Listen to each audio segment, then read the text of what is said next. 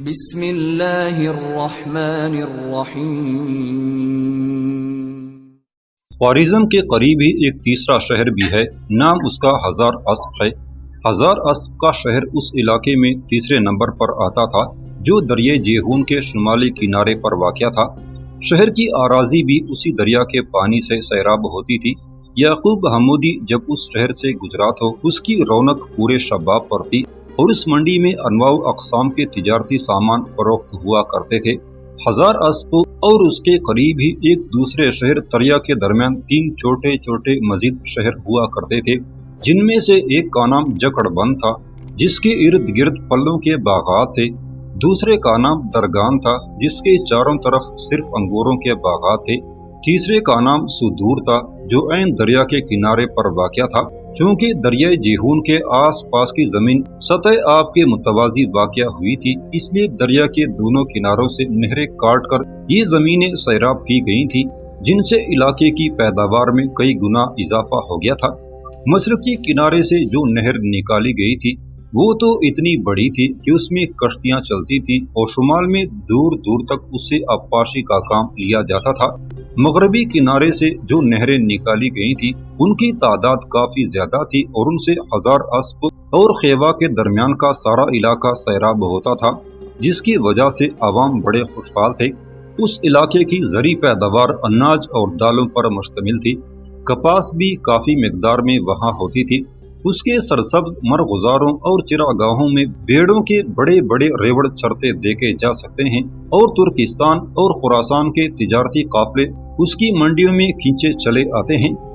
یہاں تک کہنے کے بعد صدر الدین نام کا وہ تاجر رکا، دم لیا، دوبارہ وہ نادر شاہ کو مخاطب کرتے ہوئے کہہ رہا تھا، خوارزم شہر کو اس لحاظ سے بھی بڑی اہمیت حاصل ہے کہ اس نے مغربی ایشیا میں تہذیب و تمدن کی نشو و نما میں نہایت شاندار کردار ادا کیا ہے۔ خوارزم شاہ اس ریاست کے حاکم اعلیٰ کا لقب تھا۔ جب عربوں نے اس علاقے کو فتح کیا تو اس وقت بھی یہاں کے حاکم خوارزم شاہ ہی کہلاتے تھے۔ بعد میں بھی یہ سلسلہ جلال الدین خوارزم شاہ کی وفات تک جاری رہا۔ مرکزی ایشیا میں یہ واحد مثال ایسی ہے کہ جس میں عہد جاہلیت کا ایک فرمان روائی لقب اسلام کے بعد بھی کئی صدیوں تک استعمال ہوتا رہا۔ اس شہر سے متعلق البیرونی لکھتا ہے کہ خیسرو پہلا شہنشاہ تھا جس نے اس ریاست کے فرمان روا کو خوارزم شاہ کا لقب عطا کیا تھا۔ گویا اس نے سکندر اعظم کے حملے سے 980 برس پہلے اس ریاست کو یہ نام دیا تھا۔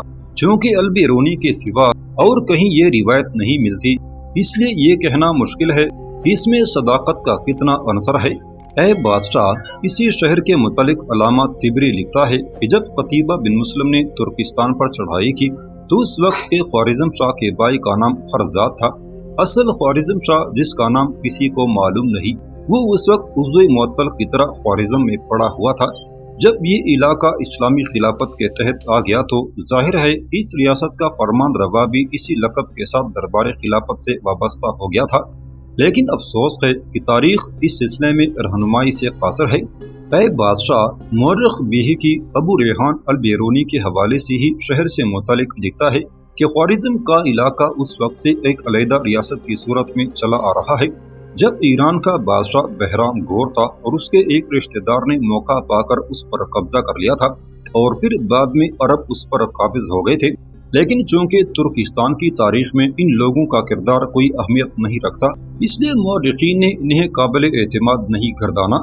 تاہم یہ بات واضح ہے کہ 944 عیسوی میں ایک شخص جس کا نام ابو سعید محمد تھا خوارزم شاہ کے نام سے جانا پہچانا گیا۔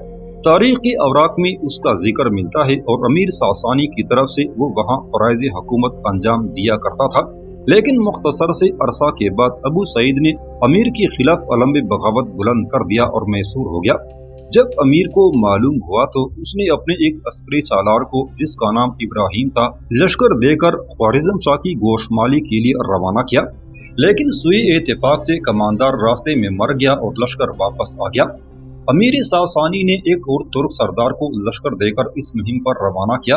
چونکہ جب خوارزم شاہ نے محسوس کیا کہ وہ مقابلے کی تاب نہیں لا سکتا تو اس نے امیر سے معافی مانگ لی۔ اے بادشاہ، حکمرانوں کے بدلنے سے اس شہر کی آب و تاب وہی رہی۔ 585 عیسوی میں خوارزم کی ریاست ابو عبداللہ بن محمد کی تحویل میں تھی۔ اس کے ایک بھائی کا نام مامون بن احمد تھا۔ اس نے خوارزم پر چڑھائی کر کے ابو عبداللہ کو قتل کر دیا اور خود فرمان روا بن بیٹھا۔ یہ خان جس کا نام فریقون تھا بہت عرصہ تک اس کا حکمران رہا۔ جب 2 سال بعد مامون فوت ہو گیا تو اس کا بیٹا علی باپ کا جان نشین ہوا۔ یہ شخص سلطان محمود غزنوی کا داماد تھا اور سلطان اس کا بڑا احترام کرتا تھا۔ جب اس نے وفات پائی اور اس کے بھائی ابو عباس بن مامون نے خوارزم شاہی کا تاج سر پر رکھا تو سلطان سے درخواست کی کہ اسے اپنے بھائی کی بیوہ سے نکاح کی اجازت دی جائے۔ سلطان محمود غزنوی نے خاصی پذیرائی کی۔ 1017 عیسوی میں سلطان ابو العباس خوارزم شاہ کو لکھا کہ جمعہ اور عیدین کے خطبوں میں اس کا نام لیا جائے اور ریاست پر اس کا اقتدار اعلیٰ تسلیم کر لیا جائے۔ ابو العباس نے امراء دربار سے مشورہ کیا تو سب نے سلطان کی سیادت ماننے سے انکار کر دیا۔ چونکہ اس گفتگو کے دوران انہوں نے خوارزم شاہ کے انڈیا کو سمجھ لیا تھا، اس لیے جو ہی سلطان کے قاصد دربار سے رخصت ہوئے تو امراء نے سازش کر کے ابو العباس کو قتل کر دیا اور اس کی جگہ اس کے بھتیجے کو جس کا نام ابو العباس بن علی تھا ریاست کا سربراہ مقرر کر دیا۔ جب سلطان کو اپنے بہنوئی کے قتل کی خبر ہوئی تو وہ ایک جرار لشکر لے کر بارادہ انتقام غزنی سے روانہ ہوا۔ چونکہ خوارزمیوں کو سلطان کے حملے کا یقین تھا اس لیے انہوں نے بھی مقابلے کے لیے تیاری میں کوئی کوتاہی نہ کی۔ جب سلطان قریب پہنچا تو الپتگین نام کا ایک ترک کماندار بھاری فوج لے کر سلطان کے مقابلے کے لیے نکلا اور شدید جنگ چھڑ گئی۔ اگرچہ خوارزمیوں نے سلطان کے مقابلے میں اپنی طرف سے کوئی کسر نہ اٹھا رکھی تھی لیکن سلطان کی طوفانی یلغار کے سامنے ٹھہر نہ سکے۔ کثیر تعداد میں آدمی مارے گئے۔ جو گرفتار ہوئے سلطان انہیں اپنے ساتھ غزنی لے گیا۔ سلطان کی کمانداری میں 2 مختلف محاذوں پر لڑتے رہے اور خوارزم کا انتظام ایک ترک سردار اتون تاش کے سپرد ہوا جو سلطان کا حاجب ہوا کرتا تھا۔ سلطان کی وفات کے بعد جب اس کے بیٹوں مسعود اور محمود میں ٹھن گئی تو ماوراؤن نہر کے حکمران علی تگین نے یہ دیکھ کر کے سلطان کے جانشین آپس میں ایک دوسرے کے خلاف برسر پیکار ہیں، ریاست پر حملہ کر کے اس کے اضلاع کو اپنی قلمرو میں شامل کر لیا۔ جب سلطان مسعود کو ادھر سے فراغت ملی تو اس نے خوارزم شاہ کو حکم دیا کہ وہ ماوراؤن نہر پر حملہ آور ہو کر علی تگین کو اس کی شرارت کا مزہ چکھائے۔ چنانچہ خوارزم شاہ نے اپنے مفتوحہ اضلاع واپس لے کر ماوراؤن نہر کے کچھ علاقوں پر قبضہ کر لیا تھا، لیکن چونکہ یہ اضلاع بالکل غیر آباد تھے اس لیے جب سلطان محمود غزنوی کے بیٹے سلطان مسعود کے علم میں یہ بات لائی گئی تو اس نے خوارزم شاہ کو حکم دیا کہ جن علاقوں پر اس نے قبضہ کیا ہے وہاں سے لشکر واپس بلا لیا جائے اور غیر آباد علاقہ واگزار کر دیا جائے۔ علی تگین کو بھی اس منصوبے کا علم ہو گیا۔ چنانچہ جب خوارزم شاہی لشکر واپس ہوا تو علی تگین نے لشکر کے عقبی حصے پر حملہ کر دیا۔ سخت جنگ ہوئی لیکن چونکہ وہ خوارزم شاہی لشکر کے حریف نہیں ہو سکتے تھے اس لیے وہ مقابلے سے ہٹ کر ایک قریبی شہر دبوسا میں میسور ہو گئے۔ بعد میں جب علی تگین نے دیکھا کہ وہ زیادہ دیر تک میسور نہیں رہ سکے گا تو اس نے خوارزم شاہ سے معافی مانگ کر صلح کر لی۔ خوارزم شاہ اس جنگ کے دوران زخمی ہو گیا تھا، چنانچہ وہ کچھ عرصہ بعد بیمار رہ کر فوت ہو گیا۔ اتفاق سے انہی دنوں سلطان مسعود کا وزیر حسن مہمندی فوت ہو گیا اور احمد بن محمد کو دوبارہ غزنی میں وزارت عظمیٰ کا قلمدان سونپ دیا گیا۔ احمد دربار خوارزم سے روانہ ہوا تو اپنے لڑکے کو جس کا نام عبد الجبار تھا خوارزم کی خدمت میں بطور مشیر اور وزیر اور جان نشین مقرر کرتا گیا۔ چند دنوں بعد ہی خوارزم شاہ اور عبد الجبار کے تعلقات خوشگوار نہ رہے، چونکہ وزیر ہر چھوٹے بڑے معاملے میں دخل اندازی کرتا تھا۔ اس لیے امراء دربار نے تنگ آ کر خوارزم شاہ کو مشورہ دیا کہ وہ سلطان کے خلاف بغاوت کر کے بے تدبیر وزیر کو موت کے گھاٹ اتار دے۔ چنانچہ خوارزم نے سلطان کے خلاف علم بغاوت بلند کر دیا۔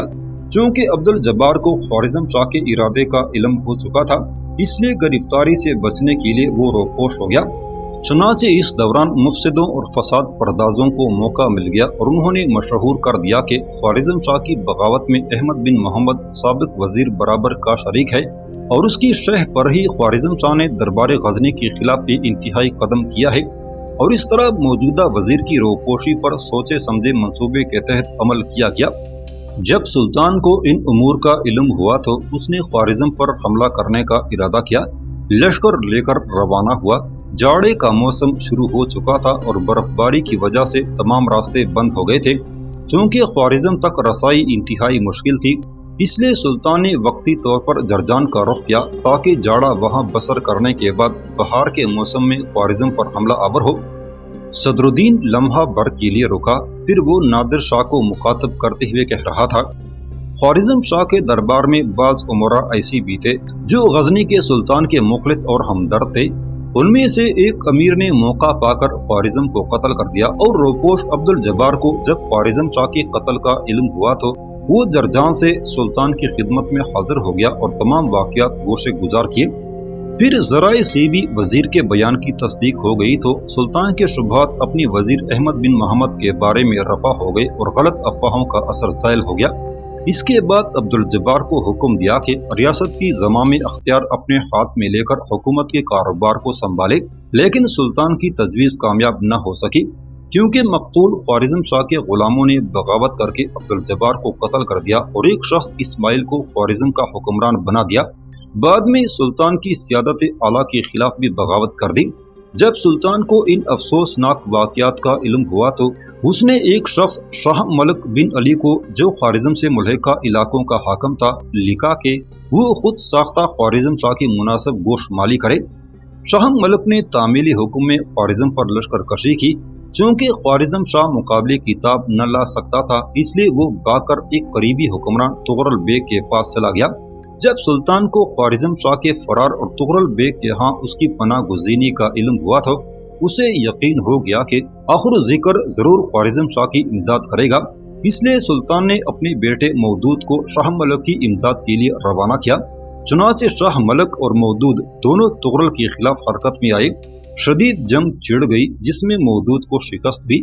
اس موقع پر غزنی کا سلطان مسعود بھی قتل ہو گیا اور حالات اب حد درجے نازک ہو گئے۔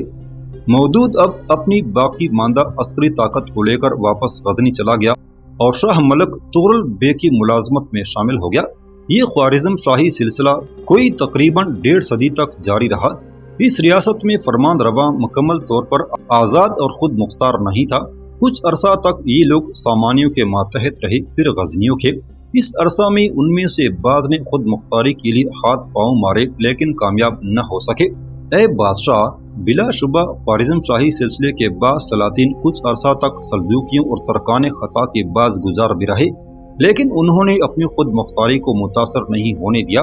گویا یہ ان کی سیاسی چال تھی جس سے حسب ضرورت وہ فائدہ اٹھا لیا کرتے تھے۔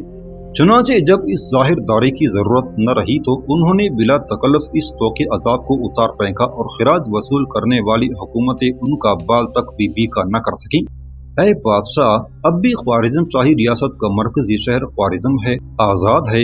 گو اس کی عسکری طاقت کچھ زیادہ نہیں، لیکن چونکہ اس کے ارد گرد کی زمین بڑی زرخیز ہے، دریا آموں سے چونکہ نہریں نکال کر ساری زمین کو آباد کیا گیا ہے، اس بنا پر علاقہ زرخیز ہونے کی وجہ سے فصلیں بڑی عمدہ ہوتی ہیں، جن کی وجہ سے یہ ریاست امیر ترین خیال کی جاتی ہے۔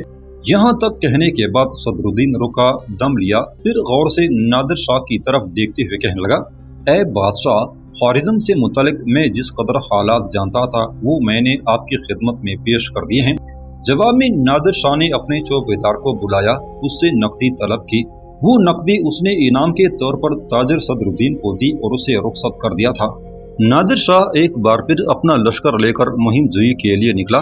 سب سے پہلے اس نے بخارا کا رخ کیا۔ یہاں ازبک زور پکڑ رہے تھے اور ازبکوں کی سرکوبی کے لیے ہی اس نے بخارا کا رخ کیا تھا۔ ازبک قبائل نے دریا آموں سے پار چھوٹی چھوٹی ریاستیں قائم کر رکھی تھیں۔ سب حکمران آپس میں قرابت دار تھے۔ بخارا اور خوارزم ان کے بہت بڑے مراکز تھے۔ ازبک ان علاقوں سے اٹھ کر خراسان میں لوٹ مار کیا کرتے تھے۔ ازبکوں کے خلاف لشکر کشی کا آغاز کرنے کے لیے نادر شاہ نے بخارا کا رخ کیا، جہاں کا حکمران ان دنوں ایک شخص ابو الفیض تھا۔ اس نے جب دیکھا کہ نادر شاہ ایک بہت بڑا لشکر لے کر بخارا پر حملہ آور ہونے والا ہے، تب اس نے مقابلے کی تاب نہ پا کر نادر شاہ کی اطاعت قبول کر لی اور خود چل کر نادر شاہ کے پڑاؤ میں آیا۔ نادر شاہ نے اس کا پرتپاک خیر مقدم کیا اور بخارا کی حکومت اس کو سونپ دی۔ بخارا کے بعد اب نادر شاہ نے دوسرے بڑے شہر خوارزم یا خیبہ کا رخ کیا۔ یہاں نادر شاہ کو سخت اور خونی مزاحمت کا سامنا کرنا پڑا۔ یہاں کے ترکوں نے خوارزم شہر سے باہر نکل کر نادر شاہ کا مقابلہ کیا۔ ایک خون ریز معرکہ ہوا جس میں نادر شاہ کے بھی کافی لشکری مارے گئے۔ آخر میں خوارزم کا وہ لشکر پسپا ہو گیا۔ اس طرح یہاں بھی نادر شاہ کو فتح نصیب ہوئی۔ بخارا اور خوارزم کی مہموں سے فارغ ہو کر نادر شاہ قلعہ قلات کو روانہ ہوا جو اس کی پسندیدہ جگہ تھی۔ وہاں اس نے ایک شاہی محل تعمیر کرایا اور اپنا خزانہ اس میں محفوظ کر دیا۔ اس کے بعد اس نے مشہد شہر کا رخ کیا اور وہاں اپنی فتوحات کی یاد منانے کے لیے جشن عظیم برپا کیا۔ اہل شہر نے والہانہ طور پر خوشیاں منائیں۔ یہ زمانہ نادر شاہ کے عروج کا تھا۔ اس نے صرف 5 سال کی مختصر سی مدت میں زندگی کی بڑی بڑی مہمیں سر کر لی تھیں۔ سب سے پہلے اس نے اصفہان پر فتح پا کر ایران سے افغانوں کی حکومت کا خاتمہ کیا۔ حسین غلزی کو مغلوب کر کے قندھار فتح کیا۔ پھر دہلی کی فتح اور محمد شاہ کو حکومت دہلی کی واپسی اس کا عظیم کارنامہ تھی۔ ترکوں کو وہ 2 بار شکست دے کر دیرینہ کھوئے ہوئے علاقے واپس لے چکا تھا۔ نادر شاہ کے زمانے میں ایرانی مملکت یقیناً صفویوں کے زمانے سے کہیں زیادہ وسعت اختیار کر چکی تھی۔ مورخین لکھتے ہیں کہ ان فتوحات نے نادر شاہ کو بہت مغرور بنا دیا۔ آخری ایام میں اس نے ظلم ستم کا ہاتھ کچھ اس طرح دراز کیا کہ اس کے اعمال نامے میں فتوحات کے ساتھ ساتھ ظلم اور ستم کا اضافہ ہو گیا۔ اس لیے وہ لوگ جنہیں اس نے افغانوں سے رہائی دلائی تھی اس سے نفرت کرنے لگے۔ نادر شاہ کی زندگی کے سرسری مطالعے سے ہی واضح ہو جاتا ہے کہ وہ پیدائشی طور پر لیڈر تھا۔ اس نے زور بازو سے اپنا راستہ بنایا۔ وہ بہت بہادر اور آہنی عزم کا مالک تھا۔ جس بات کا ارادہ کر لیتا دنیا کی کوئی طاقت اسے روک نہ سکتی تھی۔ شروع میں اس نے بہت فیاضی اختیار کی۔ رہزنی سے حاصل کی ہوئی دولت سے ساتھیوں کی تن پروری کی۔ ہندوستان کے معاملے میں نادر شاہ نے احتیاط کو پیش نظر رکھا۔ وہ جانتا تھا کہ ہند کی وسیع سلطنت کو قابو میں رکھنا اور ایسے ملک میں جہاں مختلف قومیں آباد ہوں اور جہاں کے لوگوں کی زبانیں الگ الگ ہوں، جہاں زندگی کے آداب جدا جدا ہوں، پائیدار حکومت کرنا بہت مشکل ہوتا ہے۔ اس لیے اس نے صرف یہی کوشش کی کہ اپنے کھوئے ہوئے علاقے واپس لے لیے۔ دوسروں کا ملک حاصل کرنے کی اسے تمنا نہ تھی۔ اپنی کوئی لڑائی اس نے محض جنگجوئی کی غرض سے نہیں کی۔ کسی پر حملہ اس نے بلا سبب نہیں کیا۔ افغانوں سے جنگ کی تو ملک کو حکومت غیر سے نجات دلانے کے لیے کی۔ عثمانیوں سے نبرد آزما ہوا تو ایرانی علاقے واپس لینے کے لیے۔ قبائلیوں پر لشکر کشی کی تو روز روز کے حملوں سے ملک کو بچانے کی خاطر اس نے ایسا کیا۔ امیر بخارا اور والی خوارزم سے جنگ کی تو اپنی حدود کو محفوظ رکھنے کے لیے کی۔ نادر شاہ نے حت الوسع قتل و خون ریزی سے پرہیز کیا۔ دہلی میں قتل عام ہوا تو محض اہل دہلی کی انگیختگی کی وجہ سے ہوا تھا۔ نادر شاہ نے اب لشکری قبائل کی طرف توجہ دی اور ان پر حملہ آور ہو کر انہیں اپنا ماتحت بنانا چاہا۔